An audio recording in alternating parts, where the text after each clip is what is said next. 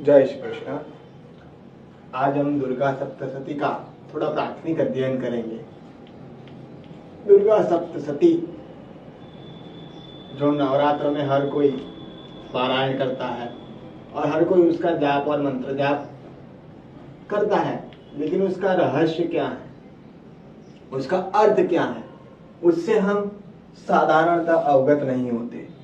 आज हम उसी का थोड़ा विस्तार करेंगे और उसको समझेंगे कि दुर्गा सप्तशती क्या है।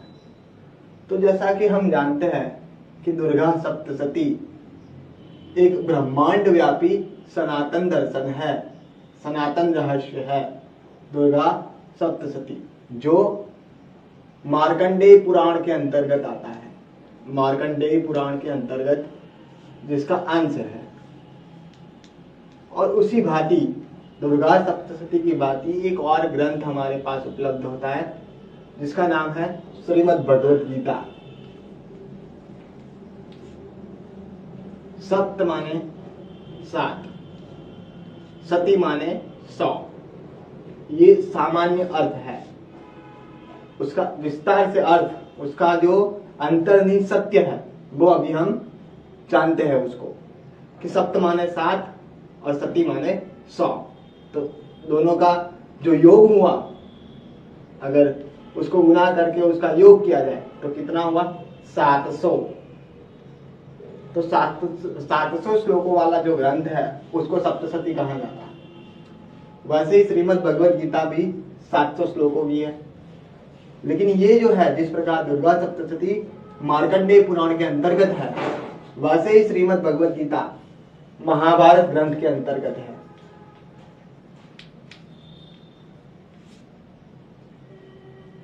महाभारत से उभरता ग्रंथ श्रीमद् भगवत गीता है जो विशिष्ट है, वैसे ही मार्कंडेय पुराण से उभरता ग्रंथ दुर्गा सप्तशती है जिसमें 700 श्लोक है।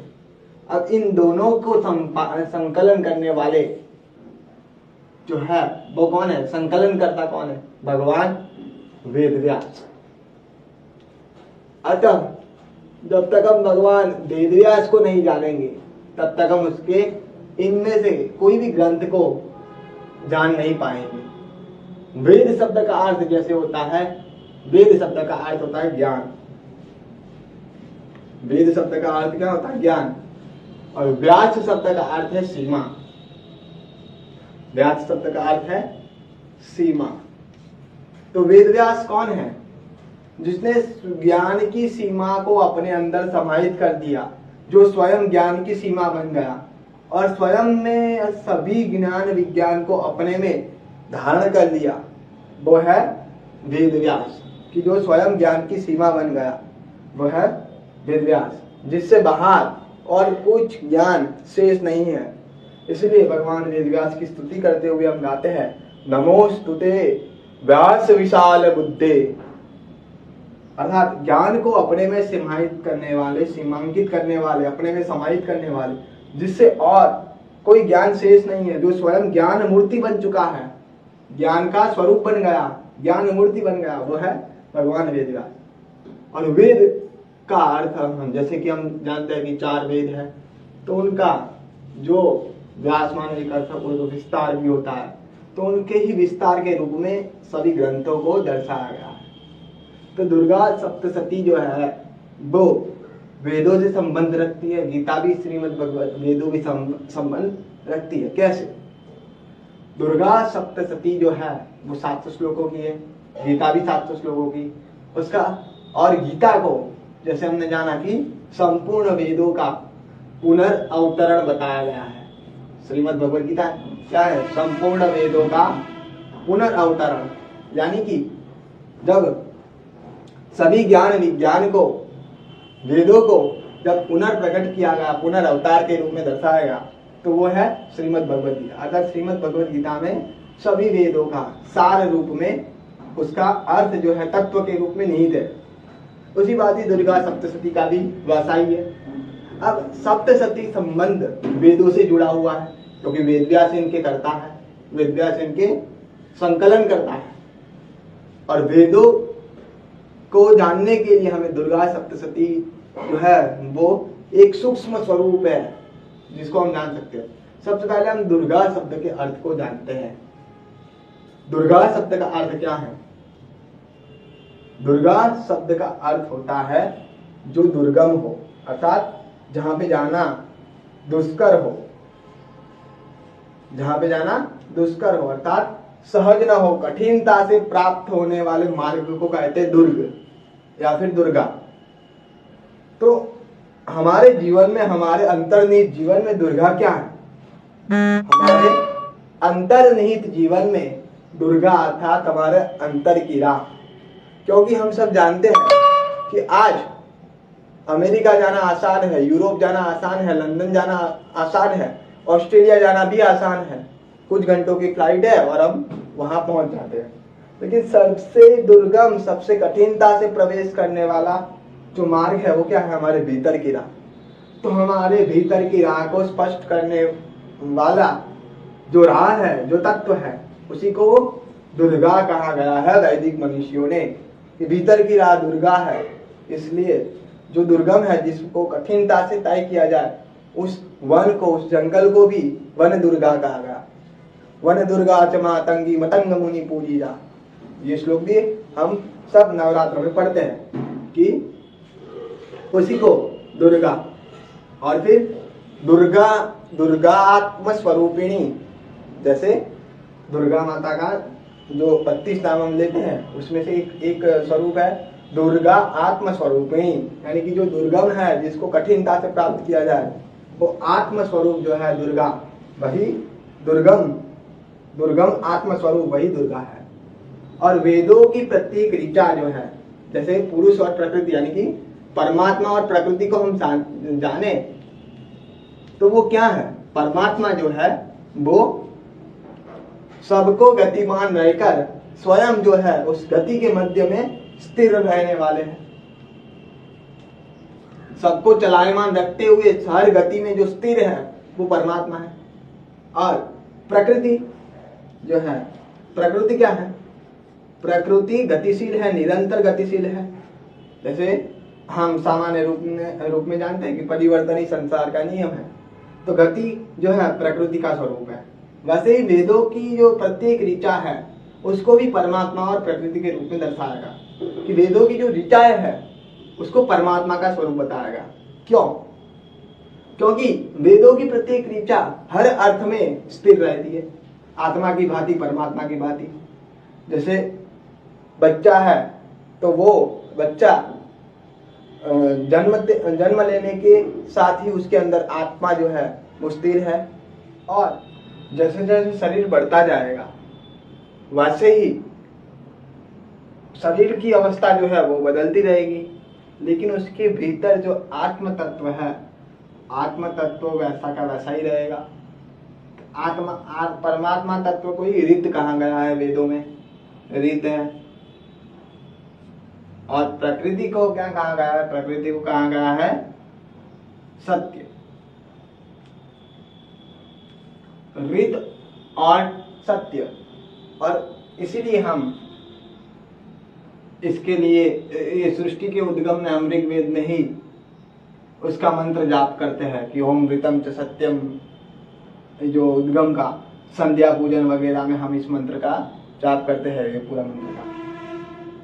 तो इसीलिए प्रकृति जो है वो गतिशील है, और वेदों की प्रत्येक ऋचा के भी अनेक अर्थ होते हैं। वेदों की प्रत्येक ऋचा भी क्या है? सप्तधारात्मक है।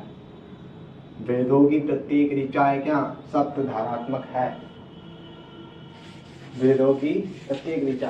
तो इसके लिए एक और तथ्य से हम अवगत होना चाहिए हमें, कि जो श्लोक है या फिर जो ऋचा है, श्लोक हो या ऋचा हो, तो वो ऋचा क्या है? परमात्मा का स्वरूप है, क्योंकि वो स्थिर रहती है हर अर्थ में।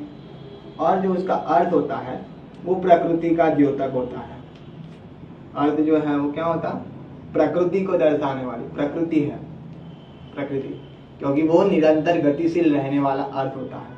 हर अवस्था में जो है, हर श्लोक के अर्थ, हर ऋचा के अर्थ जो है वो बदलते रहेंगे।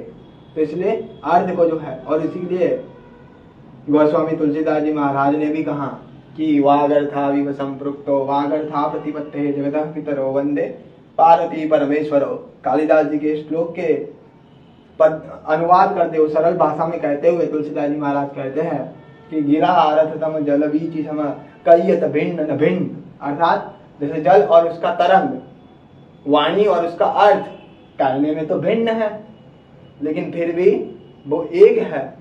उसी को हर ग्रंथ में गाया है।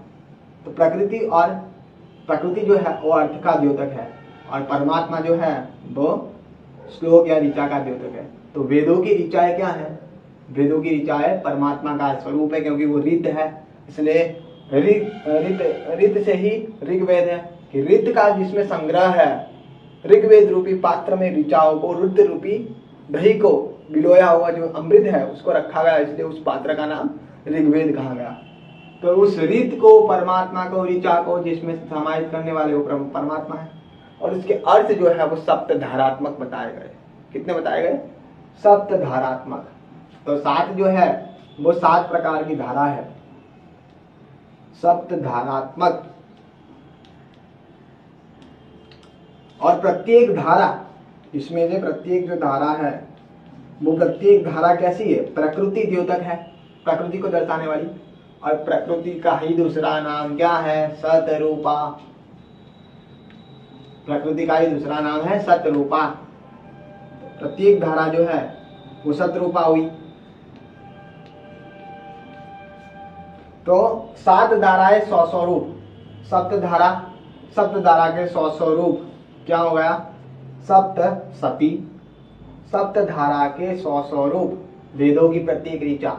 इसलिए सप्तशती जो ये है भगवत गीता है, उसको भी वेदों का पूर्ण अवतार बताया गया है।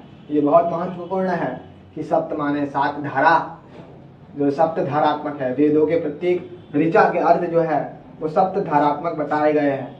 कि जैसे धारा, ध्यान, समाधि, यज्ञ और योग, ये 5 धाराएं हुई। और दूसरी जो 2 है वो उस अवस्था को प्राप्त करने के बाद ही वो प्राप्त हो सकती है। तो इस प्रकार 7 धाराओं के अर्थ प्रत्येक ऋचा में से उभर कर आते हैं, इसलिए प्रत्येक ऋचा को सप्त धारात्मक बताया गया। उसकी प्रत्येक धारा जो है वो 100 प्रकार के रूप धारण करने वाली प्रकृति रूपा सतरूपा है। सतरूपा यही तो इस प्रकार दुर्गा सप्तशती का संपूर्ण अर्थ क्या हुआ? दुर्गा सप्तशती का संपूर्ण अर्थ हुआ कि वो दुर्गम, जो अप्राप्य है, जो अगम्य है, जिसको सरलता से जाना नहीं जा सकता, उस आत्म मार्ग को 7 धारा, आत्म मार्ग कौन सा है उसको स्पष्ट करने के लिए, उस आत्म मार्ग को स्पष्ट करने के लिए वेदों की 7 धाराओं से उभरता, प्रत्येक धारा में से सतरूपा का रूप धारण करके हमें जो जानने को मिलता है, वही है दुर्गा सप्तशती। और श्रीमद् भगवद गीता के रूप में जैसे हमने जाना कि भगवद गीता सप्तशती है, सप्तशती जो है ये सप्तशती लीलात्मक है और ये सूत्रात्मक है। तो ज्ञानेश्वर जी महाराज ने अपनी ज्ञानेश्वरी टीका में लिखा है कि जैसे दुर्गा सप्तशती में माता भवानी महिषासुर का नाश करती है, वैसे ही हे 700 श्लोकों वाली श्रीमद् भगवद गीता मेरे भीतर रहने वाले मोह रूपी महिषासुर का नाश करे, ये प्रार्थना भी की है। और अर्जुन के मोह रूपी महिषासुर का नाश भगवान की वाणी रूपी भगवद गीता ने, जो माँ भगवती का साक्षात स्वरूप है, उसने ही किया था। हरिओम नारायण।